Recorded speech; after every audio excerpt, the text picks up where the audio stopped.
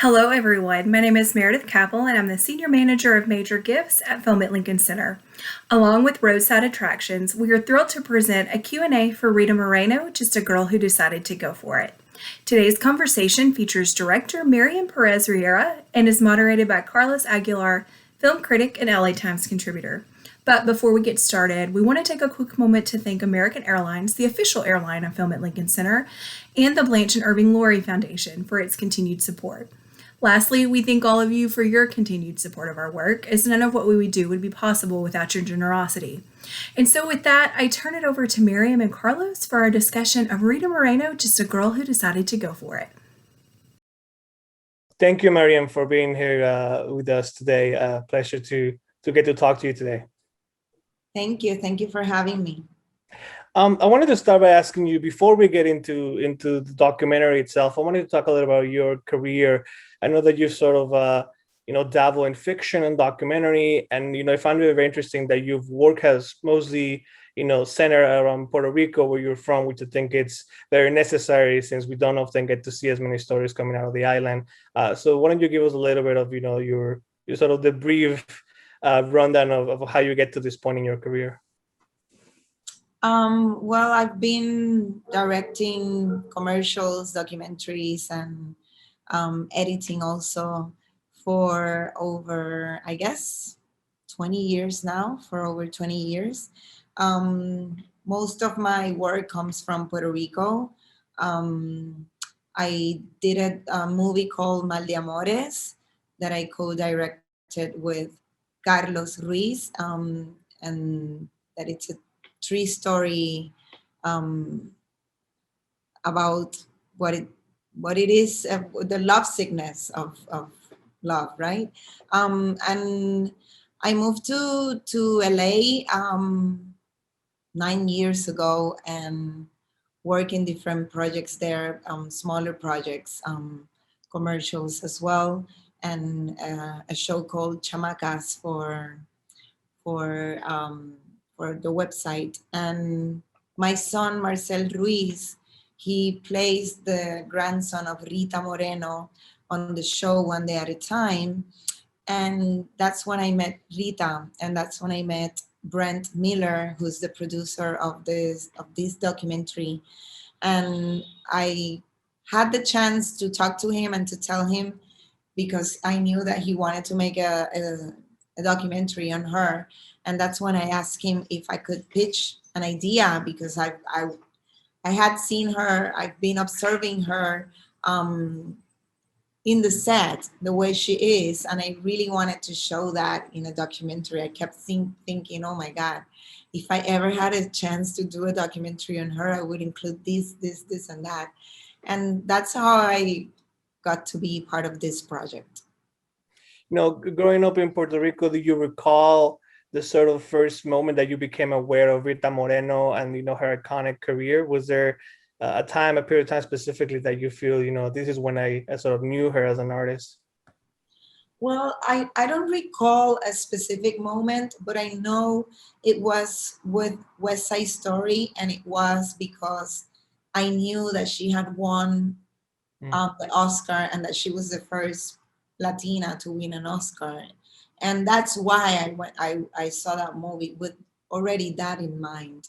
And I was very little. I do recall that. I was about to shoot a movie where I was acting in it. And so that's how I saw Rita for the first time. It's amazing.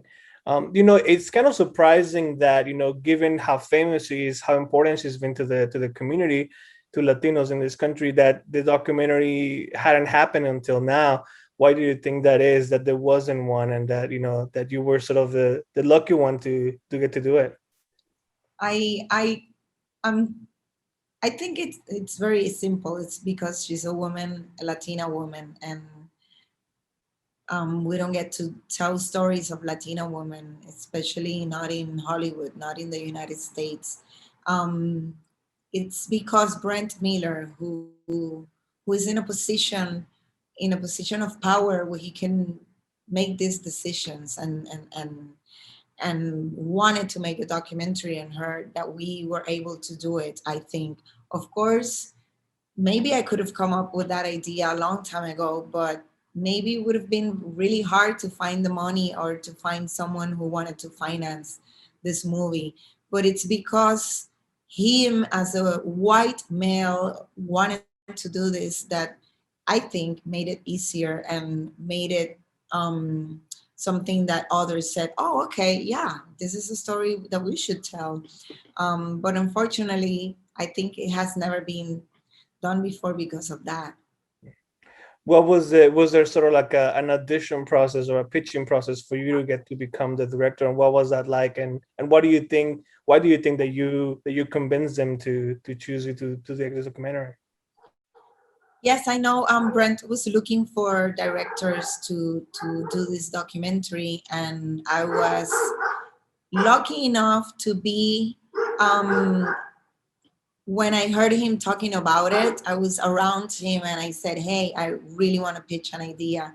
Um, I think the reason that I was on the set of One Day at a Time, observing her, give me the opportunity to see things that maybe other people didn't get to see about Rita. I was able to see her from behind the camera, and that was something that I really wanted to show in the documentary, and that's what I pitched.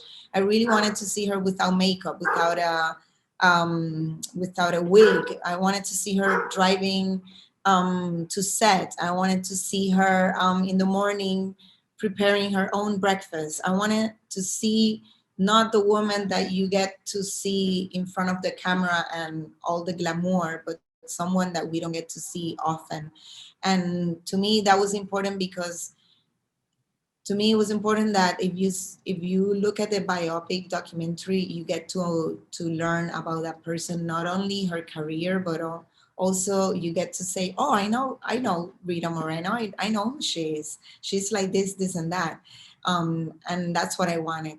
I also, part of the pitch was I included the paper dolls, and that was part of my pitch as well. I wanted to show through the paper dolls her fragile aspect of a little girl who is always of that little girl who was always pleasing everybody else, who was always dressing up to become whoever everyone wanted her to be. And like paper dolls, they're neutral, their face is neutral, but it depends on what you're wearing, you become that person. And I think she's been that way for so many years that I am, to me, that was the reason behind the paper doll. Totally. Of course, the relationship with the producer is important, but when you're making a documentary about someone that's still alive, I'm sure that relationship with Rita was even more important. What was that first meeting with her, when, the first meeting of actually discussing the documentary and getting into doing it? Um, you know, I wanted her to understand that we wanted to make a documentary and that we didn't want it to be a show reel. And Brent, the producer, also wanted that to happen. And for our surprise, she was wanting that as well. She's seen other biopic documentaries, and what she didn't like about those other documentaries, it was that everybody looked so perfect and fake and not honest. And she wanted to show that part. So I think that made it easier for us to be able to have her open up. One thing is to say it, and another one to actually make that happen. And it took a little time for her to really allow us to shoot her without makeup, to shoot her without her wig, to really be open. But I think um, throughout a whole year of documenting her and following her around with a Puerto Rican team behind it, she was listening to the Puerto Rican Spanish all the time. And she started to be more open to us and more relaxed to the cameras always in her face. Totally. I wanted to talk a little bit more about the sort of the making of the different parts that are part of the documentary. You're talking about the dolls. I mean, I think it's very interesting the use of animation in those segments and how she refers to herself as Rosita, and we get to see this sort of like alter ego. Did you always know that you wanted to use animation for those segments? Yes, that was part of my pitch at the beginning. And to me, my first pitch was called Rita Rosita because I wanted to show those two persons in her, which is Rosita, the insecure girl, and Rita, who is the one that we all know in front of the camera. And so that animation would show us that part of her vulnerable because it's the part of her that she doesn't get to show much, especially not in front of the camera. So the animation was something that would help us understand that other part of her. And in terms of the archival footage and all the research that was involved, tell me about collecting the incredible amount of clips that we see from her career. What was that process like? That was an intense process, and that was most of the budget went into that Mm. because I honestly think a documentary needs to have a lot of visuals in order to be entertaining as well, because we otherwise we can read her story in her book. So if we're doing a visual documentary, it needs to have all of that. Also because her career has spanned for 70 years, so I wanted to show all of that so that we can understand that her career started almost in black and white, almost at the beginning of color cinema. So I wanted to show all of that, and the only way to show it was with all that footage. And we had an incredible team behind it who helped a lot to find the whole list of archival footage that we wanted to find. And then you had to edit it together and form a story. What was that? The assembling or of telling a story with all these images and the interviews. When you have such a long career to translate onto the screen.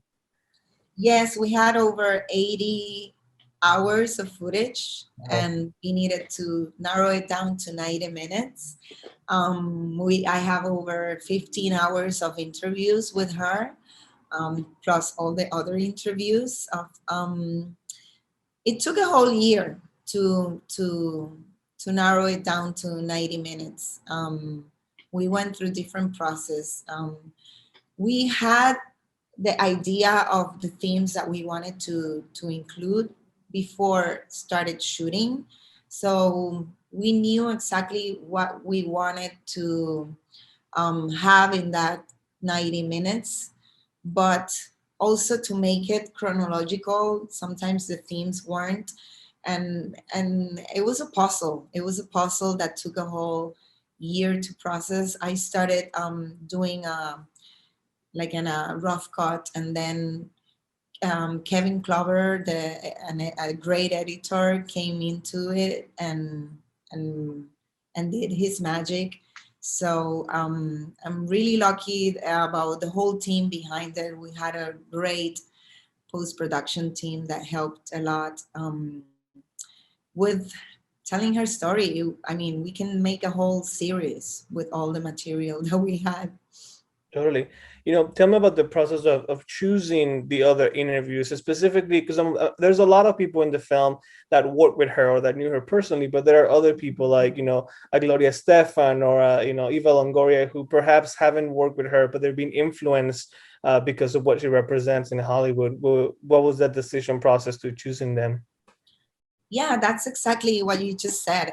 I wanted those who were interviewed to talk about those specific topics that I already assigned for the documentary. And so someone, for example, like Eva Longoria, who has not worked with Rita and who might have met her in different, gatherings, but doesn't know her well.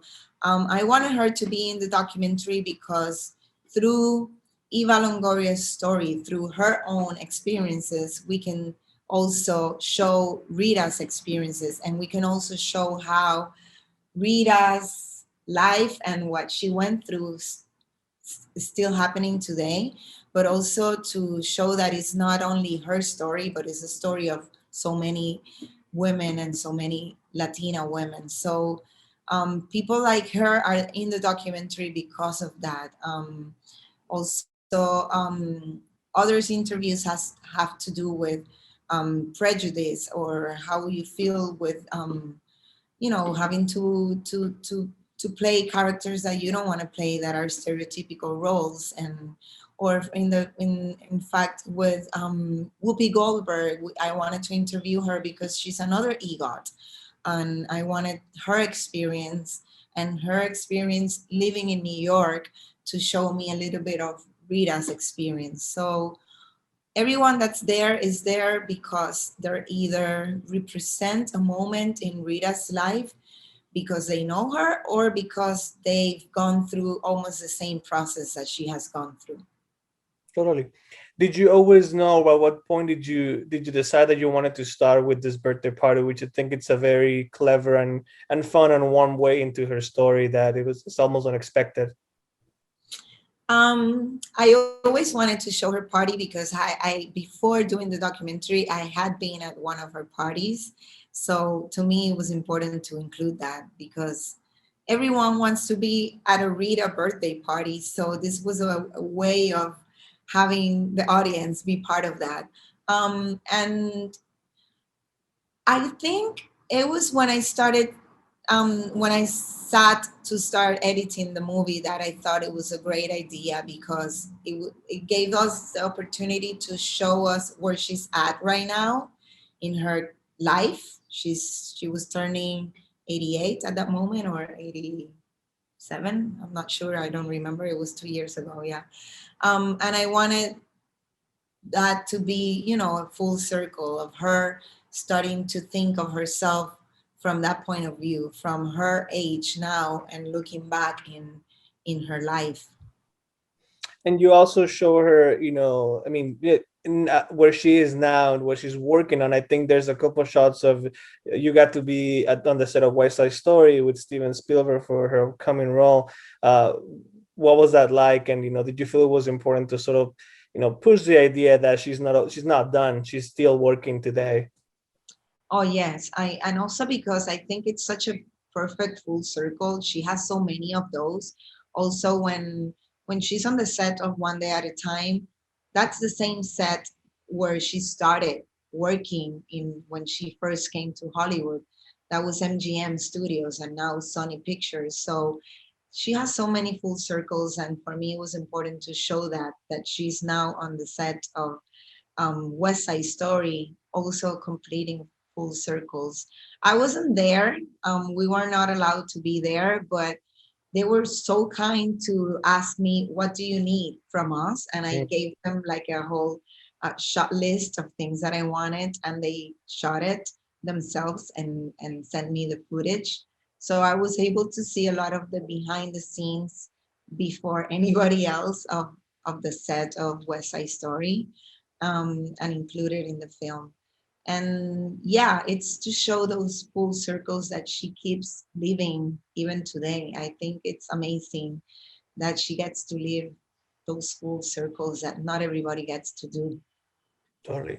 Also, was very impressed by sort of the openness and her honesty when discussing the more difficult subjects, which I think are very moving and sad in the sense that they feel like they're repeating themselves. How did you handle those conversations with her, and to be sort of delicate and to make her comfortable enough to share that? Yeah, those questions I asked them in my last interview. So she had been already with me for almost a whole year, following her around and interviewing her, and she knew those questions were coming. And I told her in my last day of interviewing, okay, this is it. Now I'm gonna ask you the tough questions. She even decided not to wear fake eyelashes for that interview because she knew that she might cry and she didn't want she knew that it was going to be tough, but she was open because, like I said before, she knew, and we all agree on making a documentary, not just of her success, but of her vulnerability. To me, I ask those questions from my perspective, from my own experiences as well, as a woman, as a Latina. And so it was very interesting because then she would answer them as if she's answering to someone that she doesn't want that person to go through the pain that she went through. So she was answering from a place of like trying to give you a good advice, or trying to be encouraging you to be better, because she was able to do it in a different time. So I would always try to connect my experiences with her in order to question her those tough questions, and that's how she answered them. But they were tough. Sometimes we had to stop and breathe in for a couple of minutes before she would continue. I mean, at the same time, it feels like the right time in the right point in her career to be this open, right? She has nothing to prove in terms of professional career. She's achieved everything she's desired to achieve. So I feel like that perhaps helps with that openness, that she can be true to herself at this point in her career after hiding for so long. Yeah, exactly. I think it's also important because she's trying to show us that she's trying to show us that she's like everyone else. She's someone who could be a successful woman, but who can also go through moments that are really tough, and continue with her life like we all have to. Were there any moments that were funny or moving that didn't make it to the documentary, with that you cherish, or that you think are very memorable for you? There's two moments. I mean, there's a lot, but there's two moments for me in particular that I would have wanted to make it in the final cut. And one is when she's talking about the makeup that she had to wear in West Side Story, although she mentions it very superficial, but she went into very details on it. And another thing was when she talks a lot about her regret of not seeing her little brother ever again after she left Puerto Rico, not not seeing her little brother or her grandparents or her father ever again. Those are really tough moments of her life. Totally. I guess lastly, before we wrap, I wanted to ask you: is there something that you learned from her that surprised you, that you feel you couldn't have learned otherwise, unless spending time with her, so much time with her, making this documentary? Yeah, I think the fact that she is so open about talking about her therapy and Mm. her experience with therapy, and how important that is for her right now and for her career. I think that was, to me, it was something I didn't know about her, and the fact that she continues to say that it was because of therapy that she is who she is today, because she took the time to really learn about her and her struggles and her insecurities, and to understand who she really is in order to continue and to be able to go through all those hard moments in her life, and keep pushing forward. I know that unfortunately you couldn't have a big premiere at Sundance this year because of the pandemic. Have you gotten any other chances to reconnect with Rita, or perhaps to have other screenings, or will we have more screenings in the future? Yes, so we premiered the movie just 3 days ago here in Puerto Rico.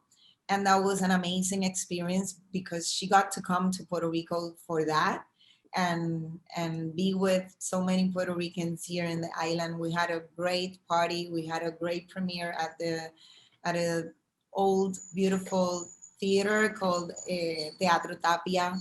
So that was amazing. And now I'm gonna go to Tribeca, and we're gonna have another opportunity there to premiere with an audience, in Tribeca in New York City. So yes, I've been able to see her and to celebrate with her. That's amazing. Thank you so much for the time, Mariem. This has been a wonderful conversation. I want to thank Film at Lincoln Center and Rose at Attractions, the distributor of the film, which you can see starting June 18. And thank you again, Mariem. Thank you, everyone, for watching. Thank you.